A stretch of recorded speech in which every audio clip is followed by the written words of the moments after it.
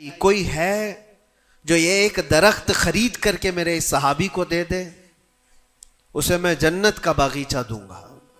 الحمدللہ وکفا وسلام علی حبیبہ المصطفیٰ، اما بعد فاعوذ باللہ من الشیطان الرجیم، بسم اللہ الرحمن الرحیم۔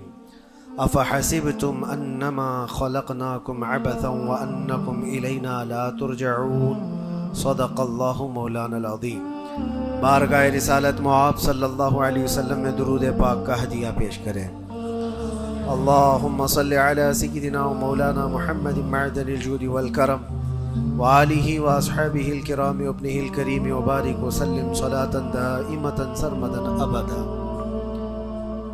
عزیزان گرامی وقار، حاضرین جمعہ، وقت یہاں پر زیادہ ہو چکا ہے، میں مختصراً آپ کے سامنے کچھ باتیں عرض کرنا چاہتا ہوں۔ اللہ رب العزت نے انسان کی جو تخلیق فرمائی، انسان کو جو پیدا کیا، اس کی زندگی کا جو مقصد بیان کیا گیا ہے، قرآن پاک میں اللہ تعالیٰ نے فرمایا وَمَا خَلَقْتُ الْجِنَّ وَالْإِنسَ إِلَّا لِيَعْبُدُونِ، جنات اور انسانوں کو میں نے صرف اپنی عبادت کے لیے پیدا کیا۔ جس چیز کو جس مقصد کے لیے بنایا گیا ہے، اسی مقصد پہ اس کو عمل کرتے رہنا چاہیے۔ جہاں وہ چیز اپنے مقصد پر عمل چھوڑ دیتی ہے تو پھر وہ کباڑ کے قابل ہو جاتی ہے۔ کوئی مشین اگر گھر پر لائے ہوں، مسالہ پیسنے کی مشین، مکسر، اگر وہ اپنا کام نہیں کر رہی ہے تو پھر وہ مشین گھر میں رکھنے کے قابل نہیں ہوتی۔ واشنگ مشین کپڑے دھونے کے لیے استعمال کی جاتی ہے، اور اگر وہ کپڑے دھونا ہی چھوڑ دے تو وہ اپنا مقصد چھوڑ چکی ہے، اب اس کی جگہ بھنگار میں یا کباڑ خانے میں ہی ہوتی ہے۔ انسان جب اپنی زندگی کا مقصد بھول جاتا ہے تو پھر اس کی بھی دنیا میں رہنے کا کیا حاصل ہے؟ اللہ تعالیٰ نے جس مقصد کے لیے اس کو بنایا تھا، اب یہ مشین اس مقصد پہ نہیں چل رہی ہے تو پھر اس کے لیے جہنم کا ایندھن تیار ہے، جہاں پر اس کو ہمیشہ کے لیے بیچ دیا جاتا ہے۔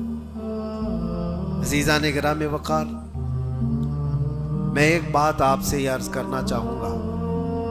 اللہ کے نبی صلی اللہ تعالیٰ علیہ وسلم نے اسی لیے بار بار ہمیں تنبیہ فرمائی کہ جو چیز ہمیں ہمارے مقصد سے پھیرتی ہے وہ کون سی چیز ہے، کس لیے انسان غافل ہوتا ہے اور کیوں بھٹک جاتا ہے، کون سی چیز ہے؟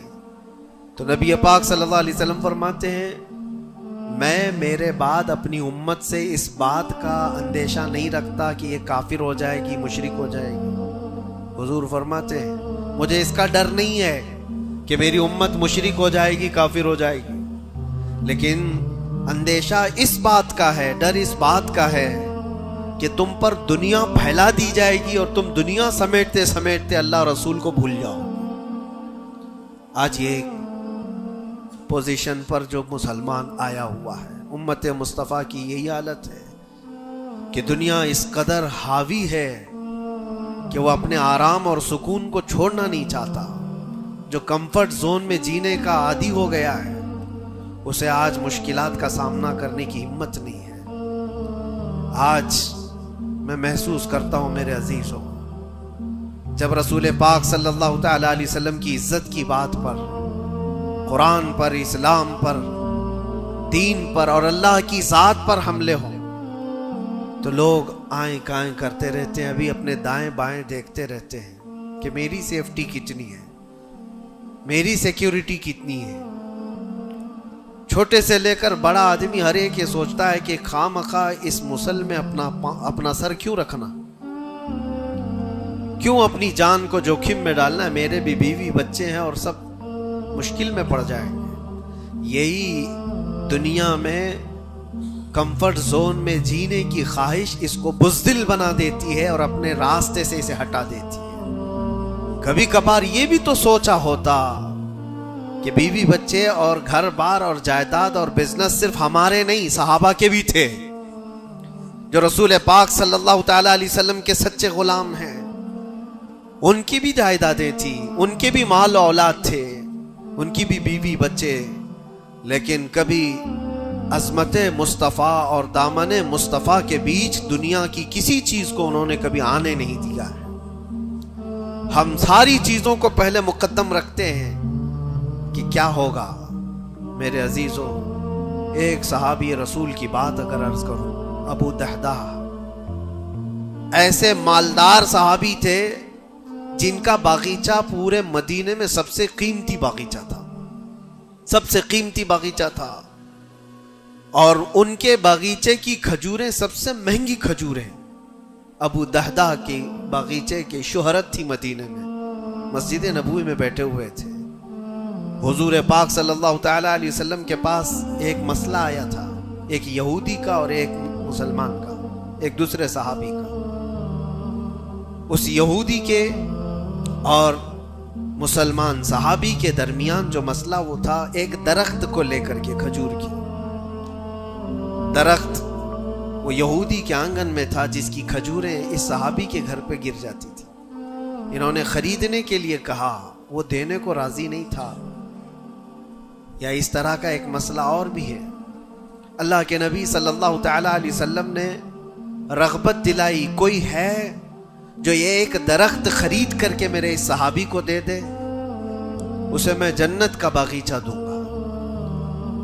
تو اس وقت ابو دہدہ کھڑے ہوئے، کہا یا رسول اللہ صلی اللہ تعالی علیہ وسلم، میں سودا کروں گا اس یہودی سے۔ ایک ہی درخت تھا اس کے آنگن میں۔ اس سے کہا کہ کتنے میں تو یہ درخت بیچے گا؟ میرے نبی کی بات ہے، حضور کا فرمان ہے، میں خریدوں گا۔ اس نے کہا میں بیچنا نہیں چاہتا اس کی قیمت، کیونکہ اسے پتا تھا ان کی کمزوری ہے۔ ابو دہدہ نے کہا کیا تجھے پتا ہے مدینے اوالی مدینے میں ابو دہدہ کا باغیچہ؟ کہا اس کو کون نہیں سنا ہے، مدینے کا ہر بچہ جانتا ابو دہدہ کے باغیچے کی شہرت۔ کہا اگر میں وہ باغیچہ اس درخت کے بدلے دے دوں تو کیا تو یہ درخت مجھے دے گا؟ اس نے کہا یہودی نے پاگل ہو گئے ہو، کیا بات کر رہے ہو؟ ایک درخت کے بدلے وہ اتنا قیمتی باغیچہ جس کی کھجوریں پورے مدینے میں مشہور ہو؟ ابو دہدہ نے کہا اس باغیچے سے زیادہ قیمتی میرے مصطفیٰ کا فرمان ہے، میرے لیے نبی پاک کی عزت اور ان کی حرمت اس سے کئی زیادہ بڑھ کر کے ہے۔ اس یہودی نے کہا کون نہ کہے گا سودا، اگر تم صحیح میں مجھ سے مذاق نہیں کر رہے ہو تو ابھی میں یہ درخت دیا اور باغیچہ دو۔ ابو دہدہ نے کہا تو نے ابھی دیا، میں نے بھی یہیں سے دے دیا، باغیچہ بیچ دیا اور ساری چیزیں یہیں پر طے کر کے اپنے باغیچے پر آتے ہیں۔ باہر دروازے پر کھڑے ہیں، باغیچے کے پھاٹک پر ان کی بیوی، ان کی بچے، گھر اندر بنا ہوا ہے باغیچے کے اندر جو ٹھنڈی حاصل کرنے کے لیے خوشنما، باغیچے کے اندر خوشنما محل بنا ہوا ہے۔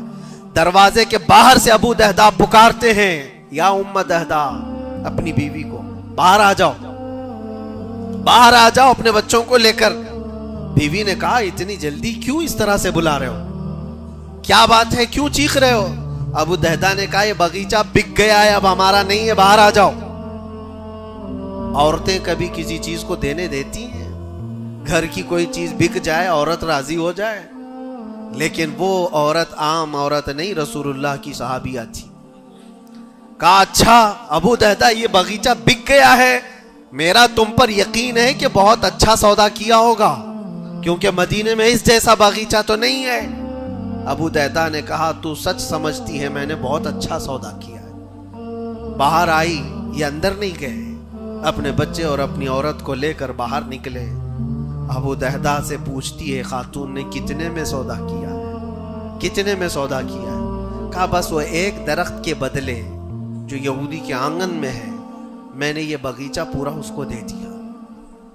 عورت نے کہا ہاں ایسے کیسے، اتنا بڑا باغیچہ ایک درخت کے بدلے میں؟ کہا وہ تو بظاہر ایک درخت ہے، لیکن اصل قیمت تو رسول اللہ کی زبان ہے۔ کہا اللہ کے نبی نے کیا فرمایا؟ کہا کہ ایک درخت جو اس یہودی کا خرید کر کے ایک صحابی کو دے دے، میں اسے جنت کا باغیچہ دے دوں۔ ابو دہدہ نے جیسے یہ سنایا تو ام دہدہ کہتی ہیں ابو دہدہ تم نے کبھی میرا یقین نہیں توڑا، آج میں یہ کہتی ہوں یہ باغیچہ ہی کیا، حضور سے پوچھتے ہم سب بھی بکنے کو تیار ہیں۔ اللہ کے نبی صلی اللہ تعالی علیہ وسلم کی ذات پر یہ یقین کامل تھا، انہیں دنیا بیچ میں کبھی روک نہ سکی۔ ہمارے تو چھوٹی دکانیں ہمیں روک دیتی ہیں، ہمارے تو